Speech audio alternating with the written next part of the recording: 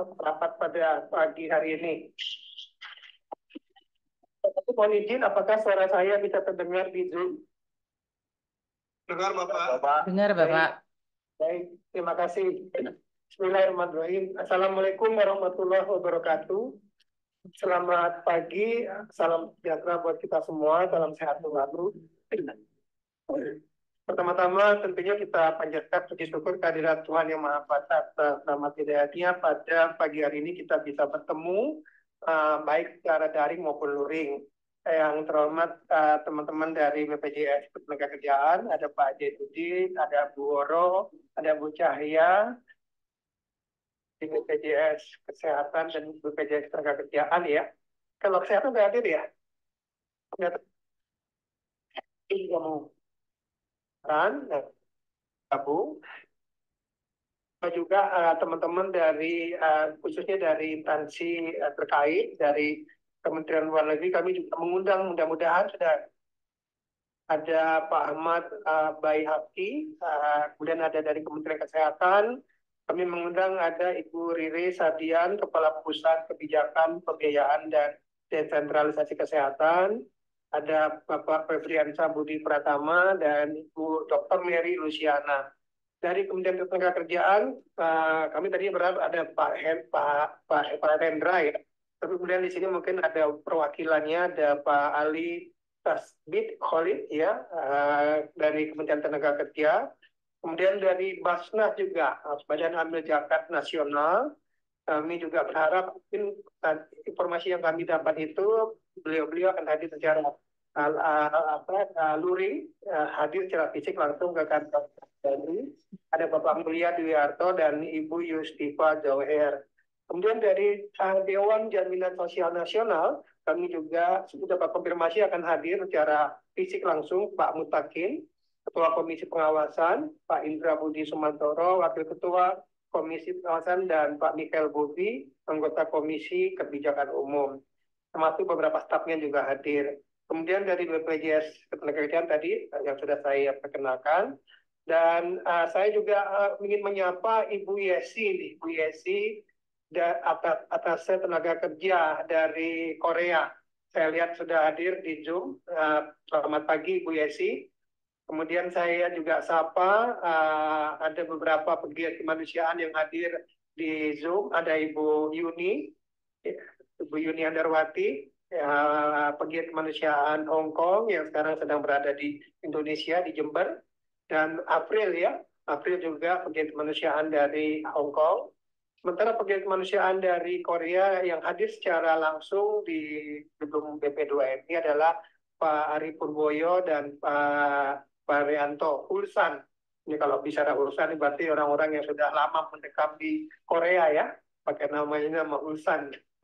Baik, dan tentunya Bapak Ibu semua dari instansi terkait yang saya tidak bisa sebut satu persatu, tanpa mengurangi rasa hormat kami. Terima kasih atas waktu dan kehadirannya. Dari internal kami, mohon izin saya perkenalkan dulu, saya Rinardi, Sekretaris Utama BP2MI, dan saya didampingin oleh Pak Gatot Agustinus Hermawan, Deputi Kawasan Amerika dan Pasifik. Kebetulan dua deputi lainnya sedang ada kegiatan, sehingga saya hanya didampingin satu deputi. Dan tentunya ada beberapa pejabat eselon 2, ada Ibu Yayu, Kepala Biro Hub dan Humas, kemudian ada Ibu Sri Andayani, Kepala Biro Perencanaan dan Kerjasama, dan beberapa rekan-rekan lainnya yang juga ikut hadir untuk bisa membahas atau terkait dengan pembahasan pada hari ini.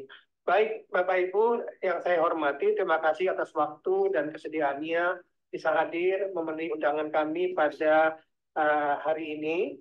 Undangan ini mungkin terkesan agak sedikit mendadak Bapak Ibu ya, tapi esensinya sebenarnya ini sangat bagus sekali kita memulai percakapan atau pembahasan, karena ini menyangkut nasib hidup para warga bangsa kita, WNI kita yang kebetulan mereka bekerja ke luar negeri. Bapak Ibu yang saya hormati, kalau kita bicara pekerja migran Indonesia atau yang kita sebut PMI, yang dulu mungkin kita lebih mengenalnya dengan nama TKI, maka mereka lah memang yang kita labelin sebagai pahlawan devisa. Kalau tahun lalu 2023 jumlah pekerja migran Indonesia yang berhasil diberangkatkan itu hampir mencapai angka 270 ribuan, hampir 280 ribu. Baik yang skema G2G, P2P, Mandiri, UKPS maupun G2P. Ya, jadi ada 5 skema. Ya, itu yang resmi. Yang tidak resmi pasti masih banyak. Dan ini yang mau kita jaga agar yang tidak resmi pun nantinya dengan kesadaran sendiri dan tentunya edukasi dan sosialisasi yang masif, mereka itu akan mau untuk mengikuti ketentuan aturan yang ada. Tujuannya adalah untuk melindungi mereka. Nah, sebagai pahlawan devisa, mereka itu menyumbang remitansi yang tidak kecil. Tahun 2019 saja mereka menyumbang hampir 159 triliun, hampir 160 triliun. Dan itu sekarang saya yakin di 2023 jumlahnya pasti sudah di atas 200 triliun. Bayangkan dengan uang yang berputar di kampung halamannya yang mereka kirim dalam bentuk remitansi tadi, itu ekonomi kita termasuk ekonomi yang kuat, adaptif dan juga tidak rentan terhadap goncangan-goncangan seperti bagaimana negara-negara lain yang tidak memiliki kiriman-kiriman remitansi seperti itu. Nah, tapi di samping itu kita juga tiap hari pasti mendengar berita-berita yang menceritakan bagaimana perjuangan PMI kita, baik yang non prosedural ya, masuk yang prosedural. Nah, prosedural ini tentunya P2P dan G2G ya. Kalau kita lihat juga Mandiri dan UKPS yang mungkin sangat jarang, tapi sebenarnya banyak UKPS. UKPS itu untuk kepentingan perusahaan sendiri. Contohnya PT Indofood, bikin pabrik di Nigeria. Bapak Ibu mungkin kenal ya, ini kita tahu ya, Indomie itu makan nomor 1 di Nigeria. Sampai dibuat pabrik di sana. Jadi kalau nggak makan Indomie satu hari aja mereka tuh pusing. Jadi mereka ngirimkan tenaga kerjanya dari Indonesia untuk bikin pabrik di sana dan bekerja di sana. Itu juga PNI, tapi masuk kategori UKPS untuk kepentingan perusahaan sendiri. Dan ini masih belum banyak yang terdata dengan baik. Nah ini tugas kita, tantangan kita. Nah, yang ingin saya angkat di sini, mohon izin Pak J dan Bapak Ibu semua yang hadir, baik secara luring maupun daring adalah di tengah-tengah bahwa PMI ini memberikan kontribusi yang sangat baik, sangat besar kepada negara dalam bentuk remitansi, kita juga sebagai aparat pemerintah juga harus hadir. Bagaimana kita bisa meyakinkan mereka itu bahwa mereka berangkat itu dilindungi. Dilindungi semuanya, karena sesuai dengan Undang-Undang Nomor 18 Tahun 2017, mereka dilindungi mulai dari sebelum berangkat, pada saat bekerja, dan setelah pulang, baik PMI-nya maupun keluarganya. Nah ini yang kita mau coba untuk lakukan, bagaimana mengoptimalkan seluruh keperluan-keperluan dari PMI. Ya kalau kita bicara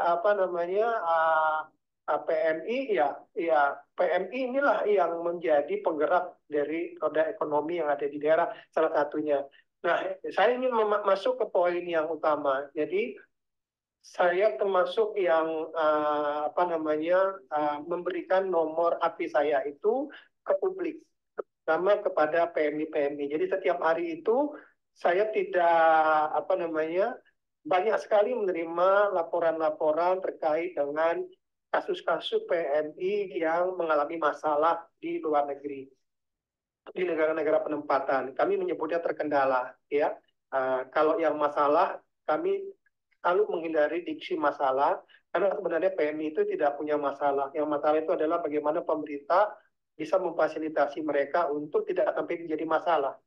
Nah, masalah-masalah yang terjadi atau kendala-kendala yang terjadi di luar negeri itu salah satunya adalah bahwa PMI-PMI ini ya kalau kita bicara yang non prosedural itu pasti banyak dan itu sedang kita upayakan untuk kita minimalkan.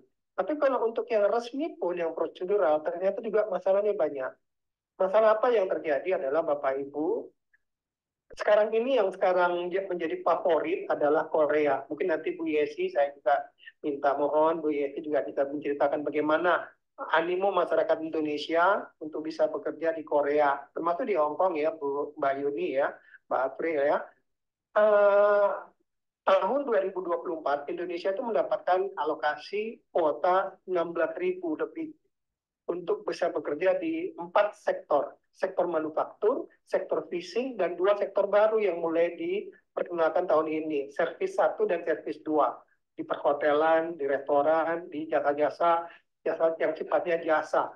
Dan itu membuat animo masyarakat itu untuk bekerja di Korea itu besar sekali. Kenapa? Negaranya mungkin ya populer ya dengan segala budayanya, dan kemudian mempelajari bahasanya kalau sekedar untuk lulus ujian EPS topik mungkin dianggap lebih mudah. Dan yang utama, gaji dasar di Korea itu sangat tinggi. 23 juta minimal sampai 30 juta. Dan itu saya tanya oleh masyarakat di sana itu tidak ada perbedaan antara masyarakat lokal maupun masyarakat yang datang dari luar Korea. Jadi mereka tidak ada diskriminasi antara pekerja asing maupun pekerja yang ada di lokal. Nah, inilah yang kemudian menjadi permasalahan. Begitu besarnya animo masyarakat untuk bisa bekerja di Korea. Tahun ini kuotanya adalah 16.000. Yang mendaftar, Bapak Ibu bayangkan, kemarin baru selesai daftarannya 63.000 orang. Berarti akan ada kurang lebih 47.000 orang yang nantinya tidak bisa berhasil berangkat. Hanya 16.000 orang saja yang akan berangkat. Kemarin saya diingatkan oleh Pak Ari, ada potensi yang tidak berangkat ini, mungkin nanti akan mencari jalan-jalan lain yang tidak resmi. Nah, ini yang nanti harus kita juga antisipasi. Nah, saya ingin mengatakan Bapak Ibu bahwa negara harusnya hadir dengan memberikan perlindungan yang maksimal kepada mereka. Nah, tapi banyak kejadian mereka yang berangkat ini dengan semangat yang begitu tingginya sampai di sana dan baru bekerja berapa bulan sakit. Dan sakitnya ini bukan sesuatu yang karena kecelakaan kerja atau sesuatu yang memang dialami, memang di-cover oleh asuransi, baik asuransi yang mereka bawa dari tanah air, itu BPJS Ketenagakerjaan, di situ ada JKK dan JKM, kemudian juga asuransi yang ada di negara penempatan, khususnya misalnya Korea. Nanti Mbak Yuni bisa menceritakan juga asuransi apa yang juga dipegang oleh PMI kita yang ada di Hong Kong. Ya, di tengah-tengah kita saya juga menghadirkan Pak Ari Purboyo. Pak Ari Purboyo ini adalah ketua Performasi di Korea. Ketua Jangkar Karat, ya, ketua Jangkar Karat.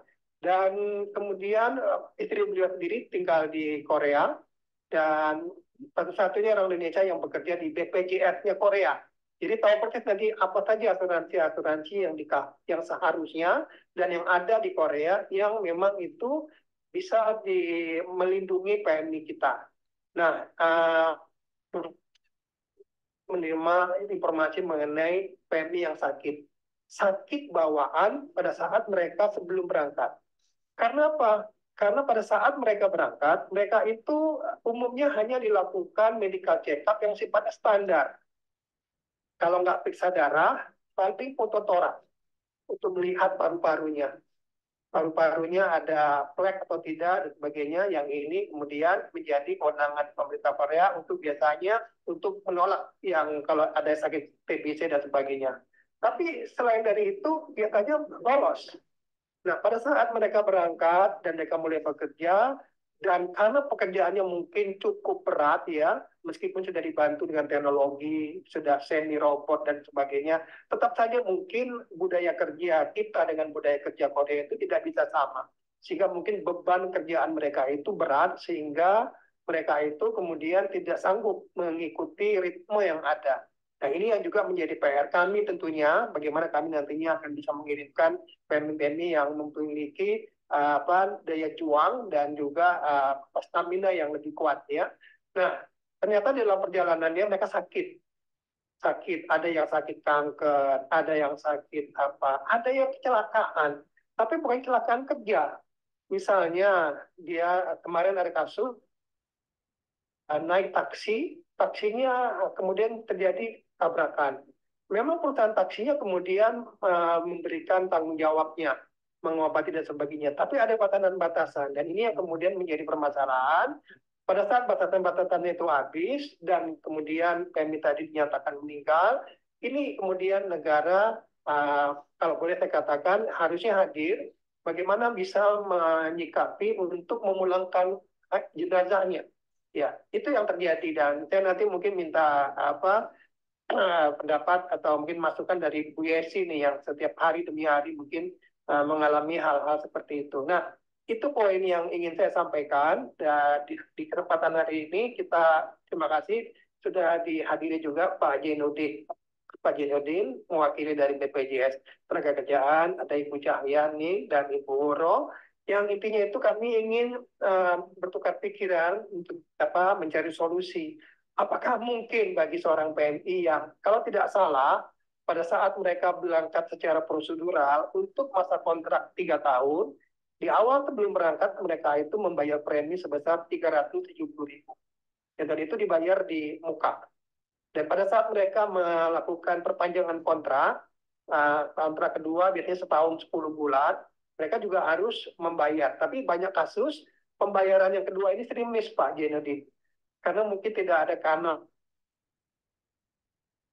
dari edukasikan sehingga ada yang setahun kecelakaan kerja jadinya putus satu mau minta klaim ke BPJS nggak bisa karena lewat 3 tahun dan dia tidak bayar untuk yang kontrak keduanya karena nggak ada informasi apapun dan itu nggak nyampe ke baik ke KJRI, KBRI maupun ke kami. Nah ini nanti jadi PR kita pertama bagaimana nanti ini juga bisa tercover. Nah saya berpikir seperti ini kalau memang pemerintah hadir diamanatkan dalam Undang-Undang 18 2017, apakah memungkinkan setiap PNI yang berangkat itu juga di-cover kalau terjadi sesuatu sampai meninggal, misalnya ya, itu ya mudah-mudahan tidak sampai terjadi. Tapi kalau sampai meninggal, negara juga harus hadir dengan membiayai kepulangan jenazahnya, dengan menambahkan misalnya tidak terlalu besar jumlah preminya.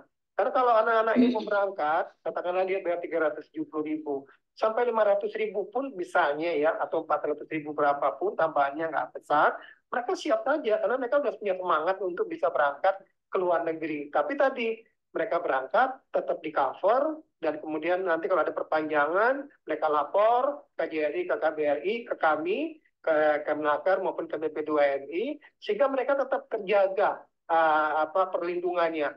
Selain perlindungan yang ada di Korea sendiri atau di Hong Kong atau di negara-negara penempatan yang sama-sama itu adalah bagian daripada upaya perlindungan kedua pemerintahan, baik negara penempatan maupun negara sending seperti Indonesia. Nah, itu poin-poin besar yang ingin saya sampaikan kepada Bapak Ibu sebagai bahan diskusi kita hari ini. Jadi poinnya langsung merucut ke sana saja. Nanti kalau ada hal-hal lain yang ingin kita angkat atau yang kita bahas, monggo saja Bapak Ibu. Kalau ada usul, saran, dan sebagainya. Mungkin sebagai tahap awal, saya ingin meminta dulu pendapat dari mungkin siapa ya?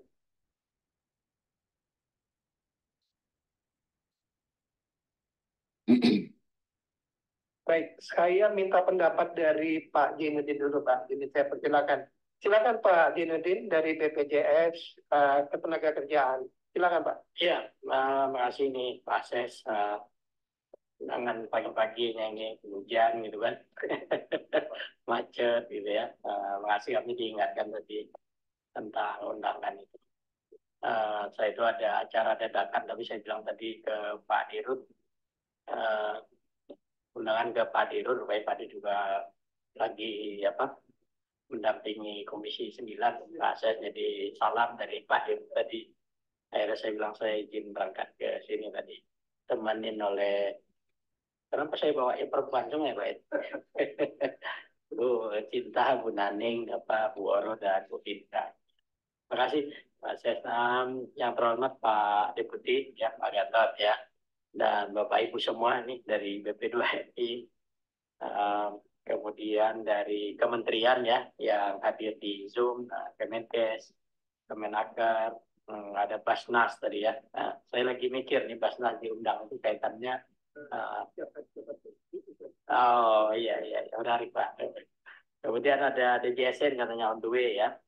Kemudian teman-teman dari para pemerhati PMI ini ada Bu Yuni ya, Bu April tadi, Bu Yesi, dan Pak Arianto dan Pak Ari. Ini terima kasih, salam kenal semua. Terima kasih Pak Seh. Jadi pertama tentu kalau cerita PMI, perlindungan PMI itu salah satu jenis perlindungannya yang dimandatkan oleh regulasi itu kan memang jaminan sosial ketenagakerjaan. Ya. Sebenarnya kalau lihat di PP itu ada dua proses, Bapak. Ada jaminan sosial ketenagakerjaan yang diatur oleh Permenaker. Satu lagi sebenarnya ada jaminan kesehatan yang perlu diatur dengan peraturan Menteri Kesehatan. Nah, itu dua hal itu Pak ya. Nah, tentu Bapak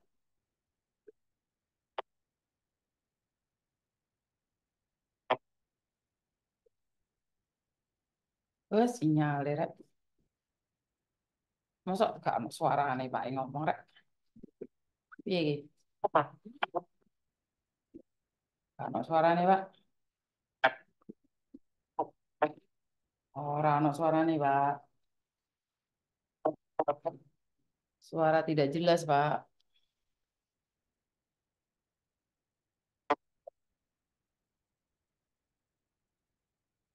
Suara tidak ada.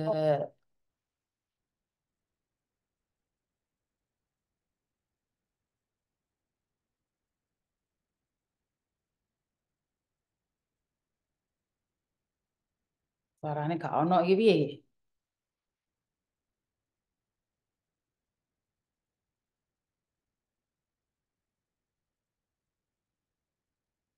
Suara hilang. Hilang. Hilang, suara hilang. Padahal BPJS ini yang paling penting ini. Saya tunggu-tunggu nih. Mohon maaf, kami di Zoom tidak mendengar suara dari ruang pertemuan.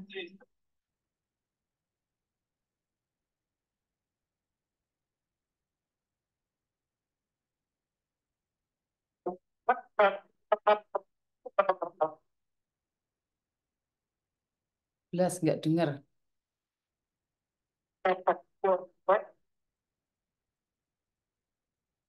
Ya, iki.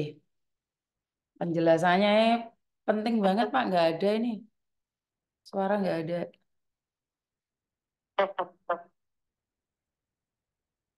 Nggak ada suara.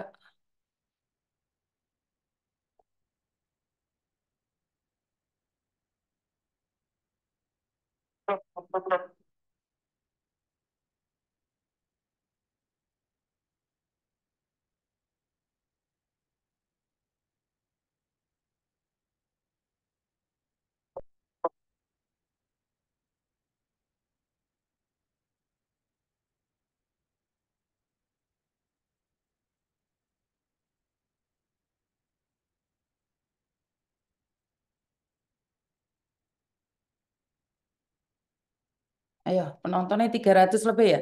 324, tapi sinyalnya BP2MI nggak jelas. Ini sangat penting sekali malah. Nggak ada. Sinyalnya kena tikungan nih paling. Wifi ini error. Daftar di link BPJS. Paling disengaja kui. Wah, Mbak Jum, ojo sudon Mbak Jum. Guys, suara guys, nggak ada. Suara. Ampun, ampun. Kondisikan. Bab yang ditunggu-tunggu penontonnya 300 nggak ada suaranya. Macam mana pula nih teman-teman? Kita ngoceh-ngoceh sendiri saja. 330 penonton nih siap betul. Nggak ada suara. Tidak ada. Kita tunggu-tunggu suaranya, Pak. Aduh, macam mana ini teman-teman?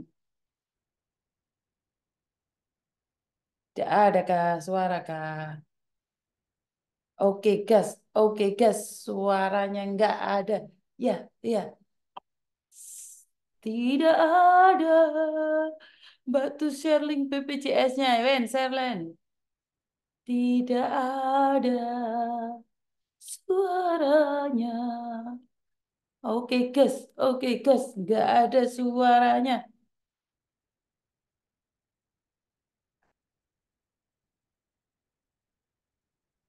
Suara hilang.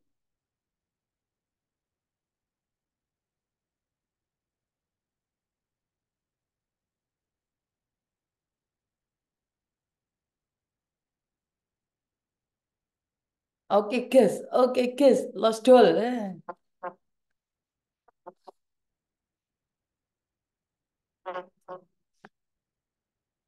Nggak ada Pak, ampun.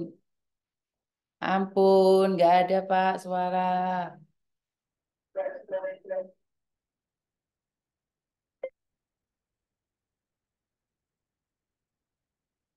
Nggak ada Gas. suaranya, Pak.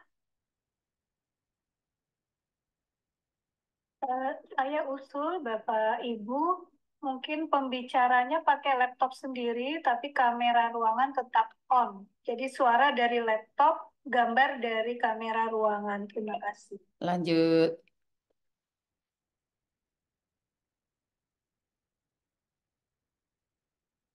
Merepet suaranya. Aduh. Piye iki, guys? Fokus sih. Minta maaf sedang ada gangguan.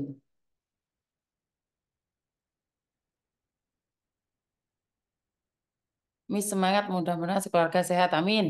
Aduh, Poin yang paling penting ini malah. Ampun. Ampun. Dah BPJS, kemana kau? Kenapa saat menerangkan bisa hilang? Aduh, ini BP2MI sinyalnya kemana ini? Oke gas, sinyalnya dikorupsi siapa gas? Masa sinyal juga dimakan? Dimatiin dah semuanya. Kelar deh hidup kita. Tidak ada satupun nih konek-konek. Kawan-kawan. Ampun. Tidak ada. Wes kita lanjutkan, kita sendiri live kan. Halo? Halo? halo. Ya, kenapa, Mbak?